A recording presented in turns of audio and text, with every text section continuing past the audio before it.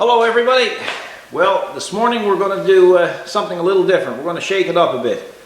Rather than do a tractor video, it's probably going to be a partial video showing a tractor.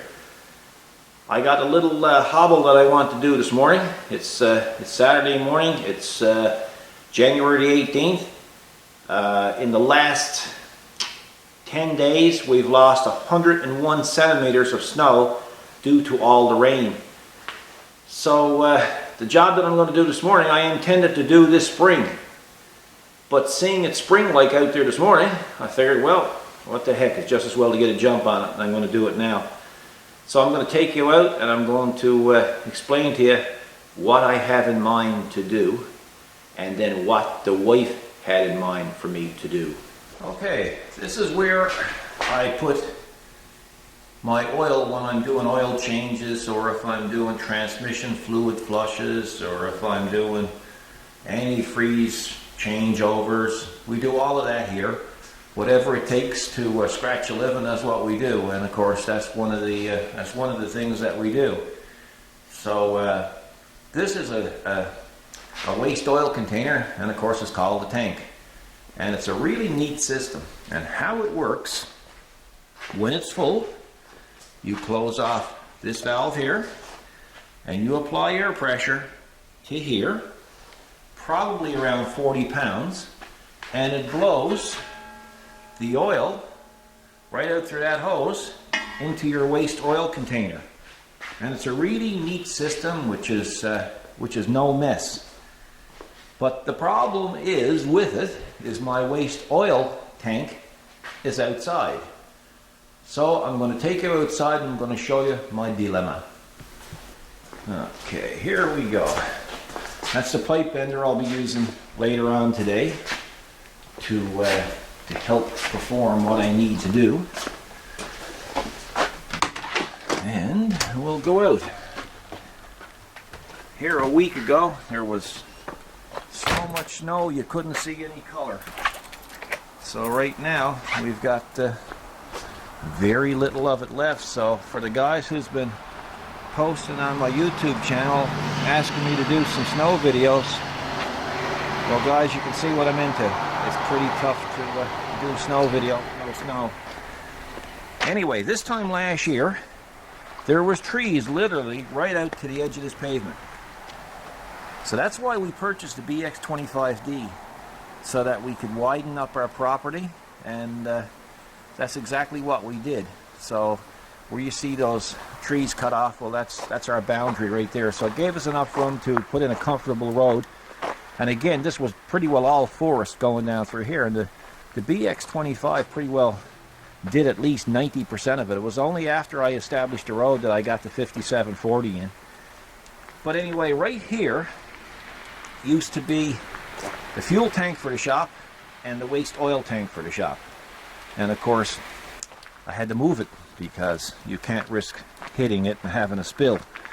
So this is where it ended up to. I ended up putting it down on the back of the building. As you can see, that's our main oil furnace tank, and there's our waste oil furnace, or our waste oil tank right there. So we have a company that comes in periodically, and they just pump it out and take it away, and I guess they recycle it, I don't know. But here's the dilemma.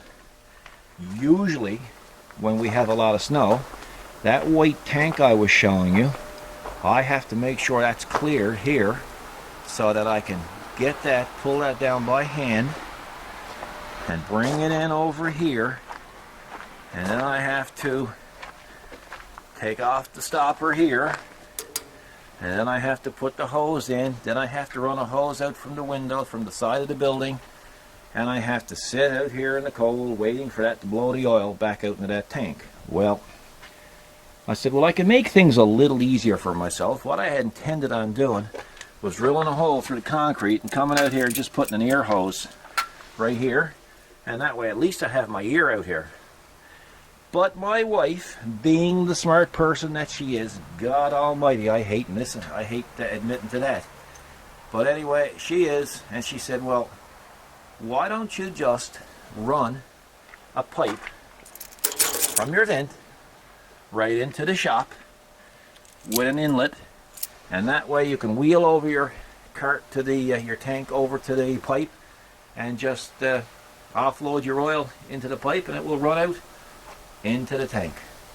Oh my God, what a brilliant idea, and I will admit I never thought of it. I was going to say no, that's not a good idea to do, but said, well, if I don't do that, then I still got to be dragging the tank out through the side of the building. So I might be dumb, I'm not stupid. I'm not going to go at that for the rest of my life. Now, while I'm doing it, that tank is getting pretty rough looking. So a company who delivers our oil gave us this really good tank that was used inside a house, and it's not rusty, and I cleaned it up a little bit. I had intended on painting it before I put it up, but the opportunity arose now where I can actually do the changeover this morning and possibly hook up my pipe, so that's what I'm going to do.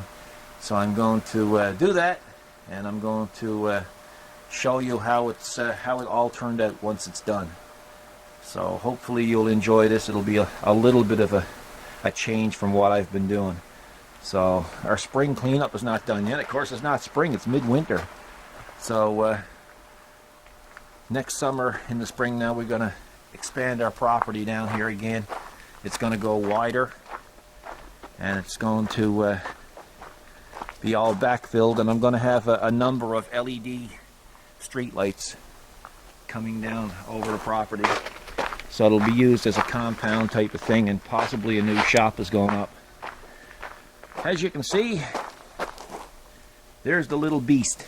I have the forks on it, and before I took it out this morning, I decided to give it its breakfast. So that's its breakfast right there, and it really likes breakfast. So I'm going to turn it on. I'll show you how I fuel it up. It's a real handy system.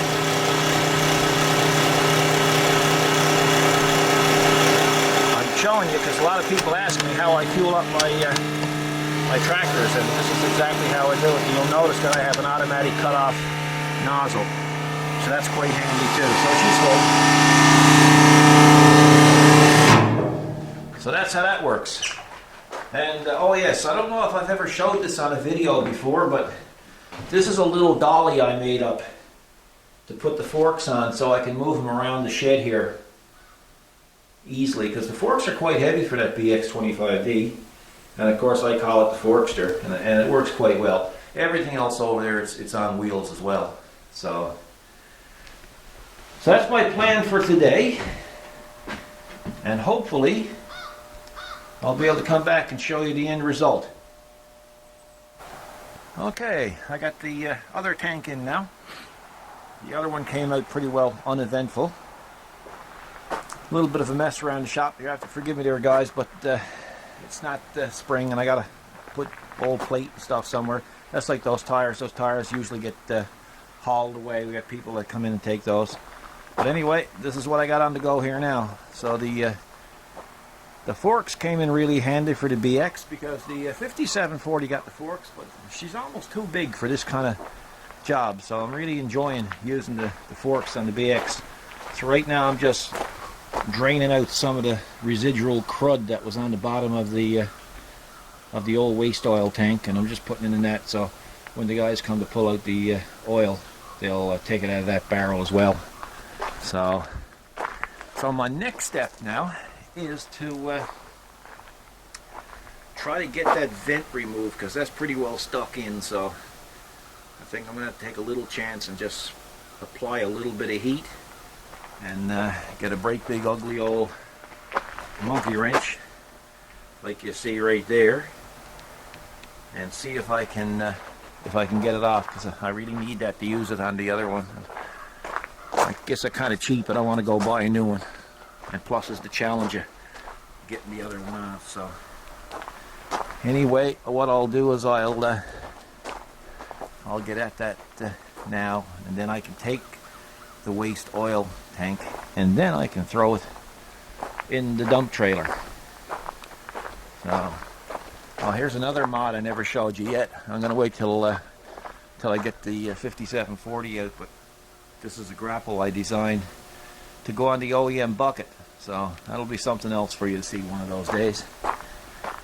So anyway, there it is, and I'll be back down in a few minutes to show you some more stuff. Okay, ended up heating up the vent, and it came out fairly easy enough. So there it is there. So I'm going to take it now and I'm going to put it in the bead blaster and clean it up, because that got to be modified now to do the actual drain pipe thingy. Okay, it's time to put the BX away. Seems like a pro got a bone to pick with me by the sound of it.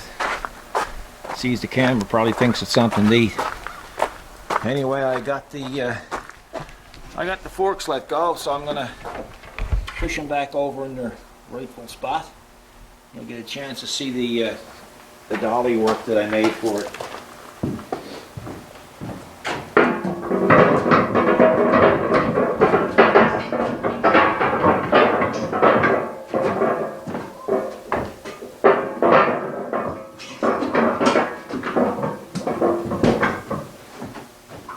As they say, nothing to it.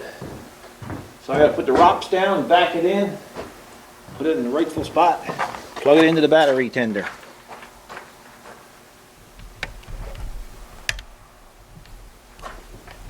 Okay, the bucket's back on, forks are off, time to put the BX away, and hopefully next time you see it again it'll be the springtime and I'll be able to show it to you operating. So time to arm the alarm system, put her away. I'll show you the, there you go, there's the alarm. And there's the battery tender. So anybody's got these things and got them laid up for a while, you should put them on a battery tender. It certainly saves the life of them, of the battery. So anyway, until the next step. Okay, I'm ready to make my first bends with the pipe. We got her set up on 90 degrees.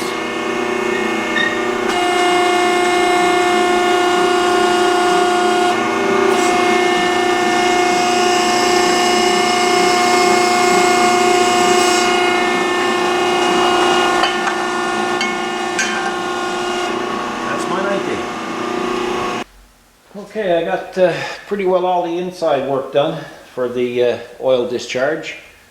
So now I'm going to start doing up the pipe work for the outside. So what I'm trying to do here now is I'm going to use the swagger attachment.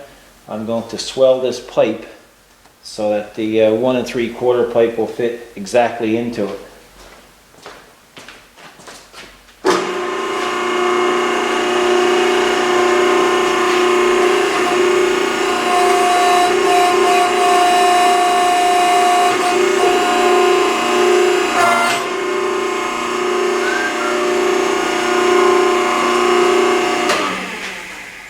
Hopefully, if my calculations are right, that will work.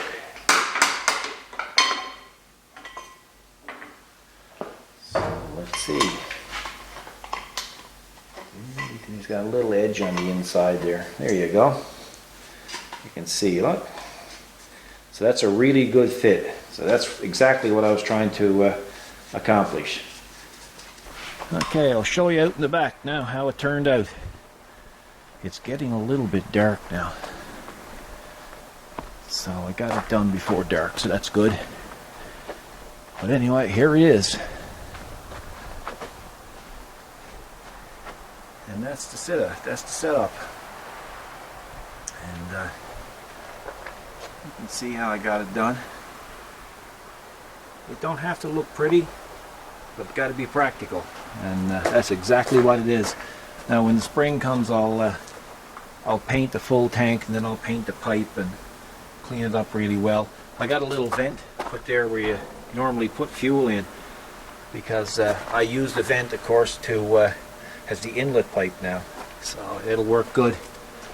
So that eliminated two things for me. That eliminated the fact that I don't have to take that waste oil tank out through here, through all the snow or rain or wind or sleet or whatever we're having at that particular day, and blow it out. Now I can do it all from inside the garage. So my wife had a real good idea there. Hate to admit it, but she really did. So now I can take you inside and I'll show you how it looks inside.